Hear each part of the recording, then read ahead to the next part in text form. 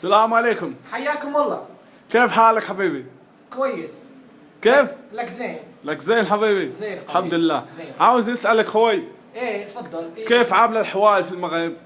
احوال المغرب كلها فساد ومزاهق ومساهر وملاهي. كيف يعني ملاهي؟ ما يهمني شو الدور، هيك البنات عم يتشتتوا عم صايعين ما لهم شغل ولا مشغله. كيف يعني ملاهي وشغل؟ ما يجوني ما شغل ما لا مشغله ما يهموني. البنات اللي وحده نسبت علي دات لي سياره، دات لي شقه، وحده وديتها. عاوز اسألك حبيبي، عاوز اسألك. لك زين تفضل خي. كيف انت تحكم على القضية بتاع الجزائر والمغرب؟ يعني ايه الصحة مغربية ولا جزائرية؟ ايه والله السحنة المغربية المغاربة اشراف، وبناتهم هم الفاسدين وبناتهم هم الفاسقين، وحياهم الله ووكلنا عليهم الله.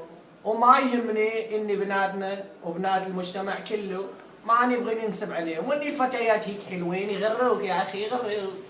انا جاي مخلص طيارة ب2.5 عشان تشوف وحده رقيقه ويجي يعجبني وقلب عليه، ولا شقي تنشري ل2 شقق. 2 شقق.